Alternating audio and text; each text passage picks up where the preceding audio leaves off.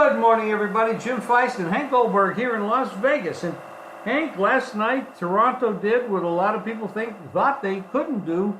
The line on that game was Milwaukee 3 all the way up to 4 at some cases, and they just were not there. I was very surprised at the way Milwaukee played. I'll tell you, Giannis got off to a decent start, and they just figured it out that all they have to do is clog up the middle against him. He's a terrible free throw shooter, and he just can't. I think it's in his head right now. He just can't shoot fouls, and all of a sudden he doesn't look like such a red hot MVP candidate. And the guy and the support around him hasn't been good, particularly Bledsoe. Bledsoe shouldn't be on the court.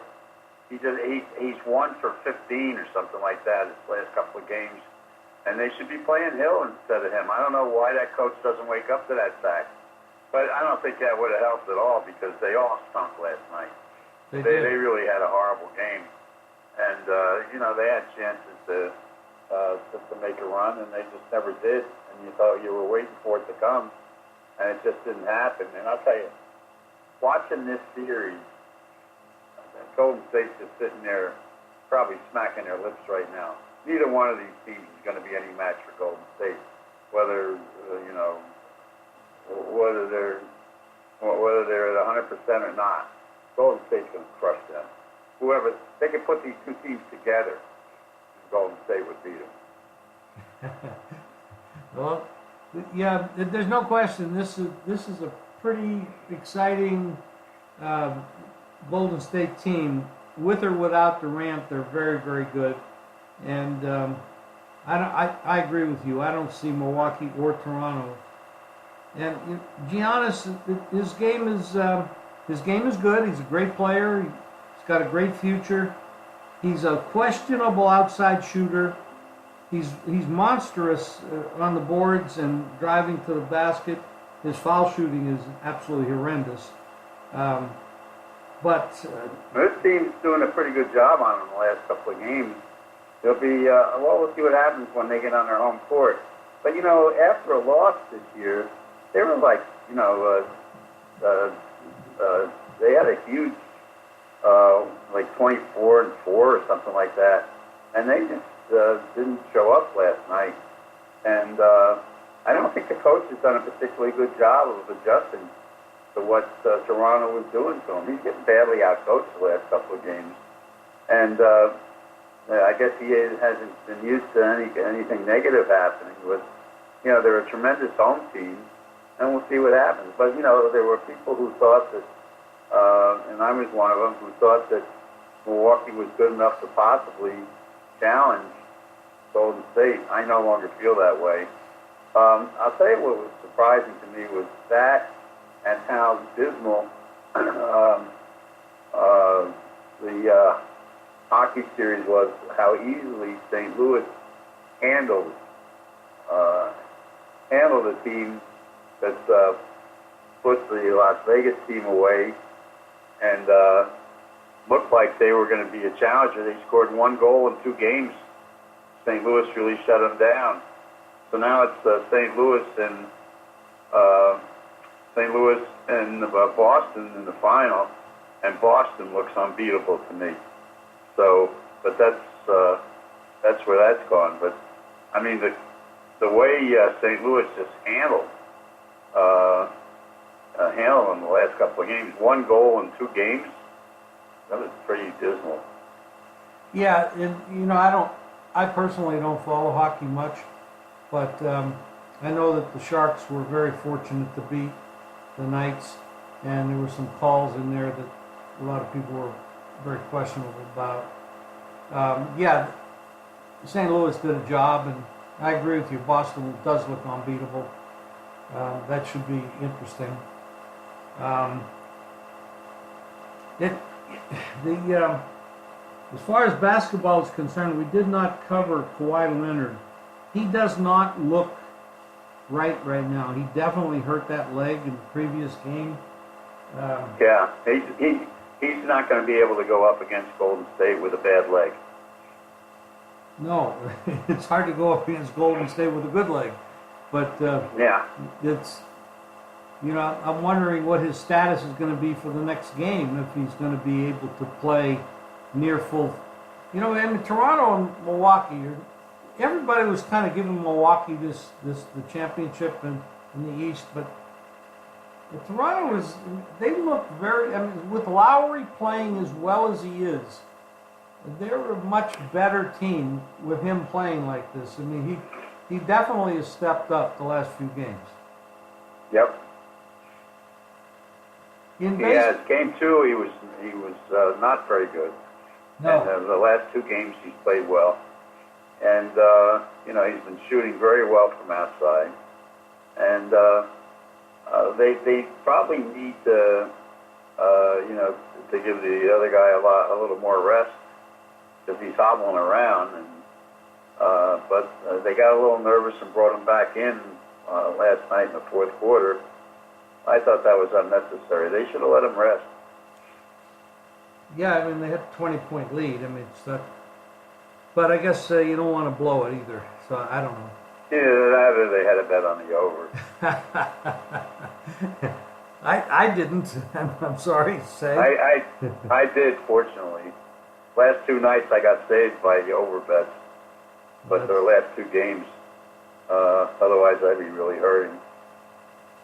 We've got a couple. But Leonard is a tremendous player, and I think more and more that Leonard will probably stay in Toronto.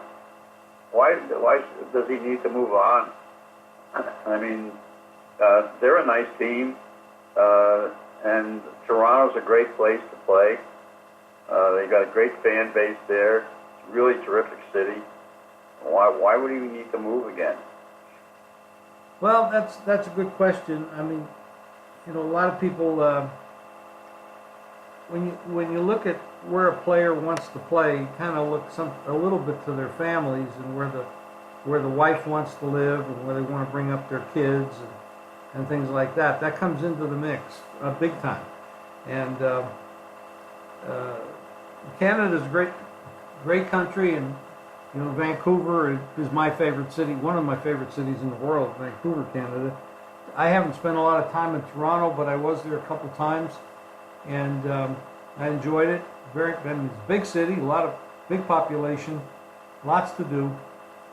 It depends on whether he likes it or not, and how that mixes in, and or if he wants to go back to the West Coast. He did play at San Diego, and I mean, you got 2 teams out there on the West Coast that are, well, right now there's a big question about anybody who wants to go to play with the Lakers because of the mess they got there with the ownership and the management. And then, of course, you got to mix in where these other big free agents might go, with Davis and Durant, and these are 3 big names there. There's others as well, but when you have Leonard, Durant, and Davis, that's a big mix out there, and gosh only knows where they're going to head. So I think Davis may stay in New Orleans now that they've got, now that they got the kid from Duke, and the guy from ESPN, who's their insider, incorrectly reported that the guy from Duke doesn't want to go to New Orleans. Not true. Yeah, I read that. It doesn't seem like that's true at all. I wonder where they got that. Was bad information for sure. Well, he's got a lot of bad information, that guy. He's on there because he's close to LeBron. That's been his ticket all along. When he worked in Miami, out of Miami, he was LeBron's guy for outletting his information. And so he worked his way up through that, and he's a regular on a lot of their shows. I don't trust anything he says. Well, that's good to know. Well, I know your sources of information are always good, and when you get it, it seems to work out very well. Anything going on in baseball that are well, surprising? The Yankees are in first place. Oh, by the way, and they've done a great job. Booney's done a great job managing that team, and with all the injuries they've had, and they're now a game and a half on top. Tampa Bay got beat again yesterday by the Dodgers, and they don't look like such a cinch anymore. And the Dodgers are playing well. I don't think the Dodgers have much competition out west right now, and the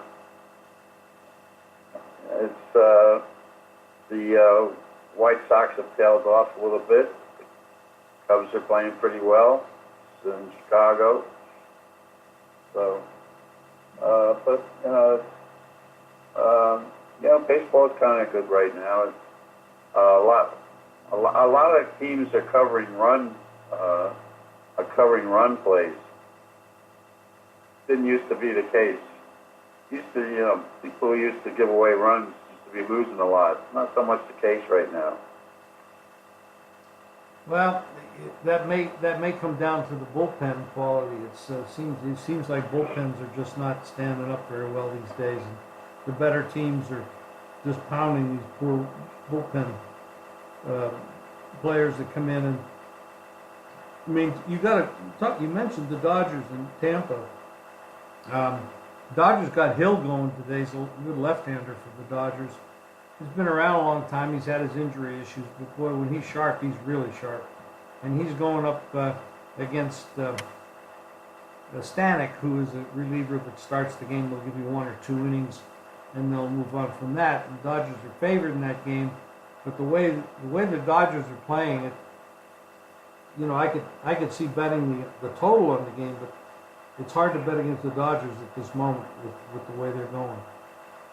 Phillies have been pretty good. Yes, they have. I mean, that's a big game today. I don't know much about Irvin. He's doesn't have much of a track record. He's going up against Hamels, about a 160 favorite. Hamels, the Cubs at home. And then, you got a great pitching matchup with Washington and the Mets. You got Scherzer and DeGrom. 6.5, 6 total. The six over 125 or 6.5 under 118 is the total on that game. That tells you right there they're not expecting a lot of runs. That's a hell of a pitching matchup. 2 great pitchers. I don't expect a lot of runs whenever the Mets play lately. Yeah, when you can't hit, it makes a difference. Horse racing wise, the Gold Cup is at Santa Anita on Monday. 2 more horses died this week at Santa Anita. In one case, it was just a horse who should not. He was working out. He probably shouldn't have been working out. He was a horse who had an injury, and they shouldn't have had him on the track. But the Gold Cup is got just 6-horse field, but it's a pretty competitive race. This Memorial Day used to be a big day in New York, but it's not anymore. They took the Met Mile and moved it to Belmont Day, and so the Breeders' Cup this year is November 1st and 2nd, and it looks like they're selling tickets at Santa Anita for that. So it looks like the Breeders' Cup is not going to move, but that issue about safety there is going to linger, and teams are starting football practice now, and you already have one serious injury, and that was in Washington, where they lost a linebacker for the year, an outstanding player, and and by the way, it's a non-contact injury. Just tore his ligaments just running around on the field. One of those freak things. You got to keep an eye on that, and that's a tough. Philadelphia started their practices, and they're concerned about their quarterback too much because he's coming off a couple of injury-filled years, and they don't have their guy to bail him out anymore. He's in Jacksonville now. So, but people are keeping an eye on the these drills, which are And I think it's kind of interesting that the Cleveland wide receiver that they acquired from the Giants is not showing up for the drills. He's staying in California and practicing out there on his own. He's just a weird guy. And you know, there's a new coach there, young quarterback. You would think he would want to be there to work with him, and he's not showing up. And he's just not a team guy. But he had some things to say about the Giants now that he's out of there.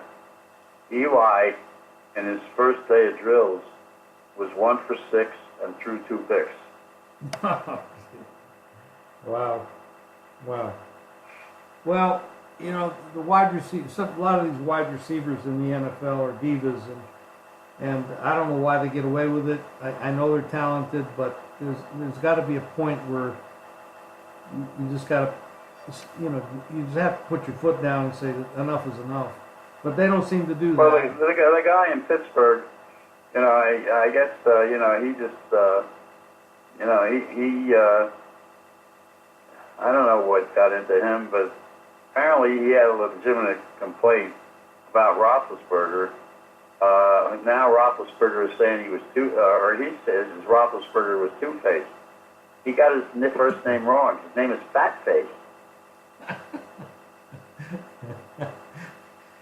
You got to patent that one.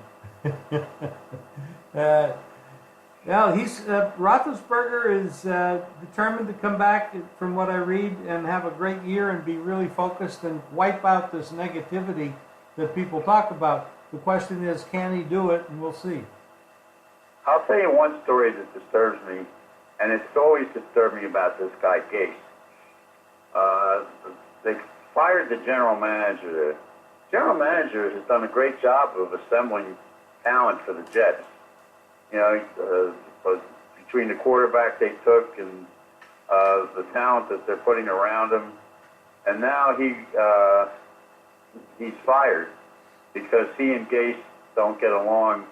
Basically, it was about taking the running back, Le'Veon, who's a tremendous back. Gase has always had difficulty with running backs. You know, he cut the running back in Miami who went on to help Philadelphia get the Super Bowl. For some reason, he's allergic to good running backs. And he's a very stubborn guy.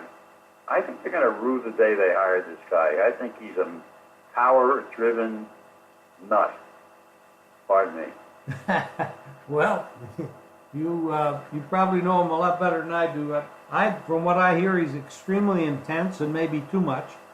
And it's questionable whether he's going to be successful. He takes credit for Peyton Manning's success. I mean, that's ridiculous. And why does he do that? He was the offensive coordinator in Denver for 2 years when Peyton went there. Well, last year Peyton was there. He was the lowest rated quarterback in the NFL, even though they won the Super Bowl.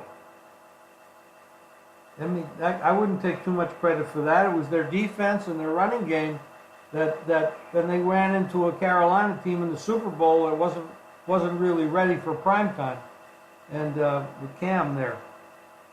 I wouldn't take too much credit for that. Peyton was way past his prime when he made the deal to go to Denver.